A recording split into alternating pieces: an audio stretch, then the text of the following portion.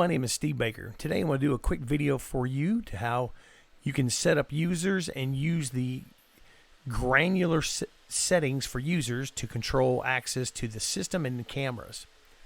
So once again, to set up users, you have to have administrative rights.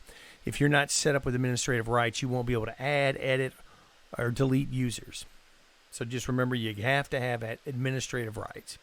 So what you would do is you'd go Options, scroll down, go to the User section, and then you can see all the users that are listed. Let's go ahead and add a user. And setting up a user is pretty straightforward. Obviously, you're going to give them a username. I'm going to go ahead and say test user. Their password, let's go ahead and just use a 1234. Confirm it, 1234. And obviously, if you need to see it, you can click on it to show it. Go ahead and put in their full name, just for the for documentation purposes. Let me capitalize that T. Sorry about that. And their email, we'll just say test@test1.com. Put in their phone number. We can choose from a plethora of languages. Obviously, we're going to use United States for English.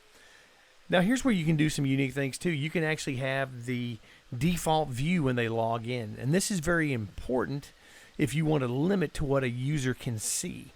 So, for example, let's say I've got in a school district, I have a exterior door, and I have 2 classrooms by that exterior door, and I want those teachers to have the ability to watch those doors. I could actually come down here and change it from the console, and I could pick whatever group that I wanted to use that would show up here inside the home view. We want to make sure that the user's enabled, and we can also choose their bandwidth. And pretty much if they're on the same network as your DVR, just go ahead and give them high bandwidth. API enabled is for other long-term things that you're using if you have other third-party applications interacting with the software. And over here is where you can actually start getting granular with what they want to do. If you want them to be able to stream live video, give them that. You also want to be able to look at events that have happened. You can say none. You can let them just view it, or you can have them view it and edit it at the same time. So let's say these are just 2 teachers that we want to have, just to be able to view the video, stored video or live video. We also have the ability to give them control, which we don't want them to have that, and also change monitors, change groups, and even change different settings to the system. So we're going to leave all these set as none. So pretty much just for a view-only person, we want to give them just these 2 events to be able to view cameras.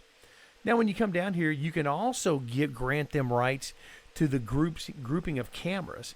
And you can see right now we have cameras that are listed, and you can see all the cameras. So if we go in here and we say, let's say they don't need none for the actual gym, because let's say they're teachers that they don't need to watch the gymnasium, but we want to give them just view capabilities, just for those outside cameras.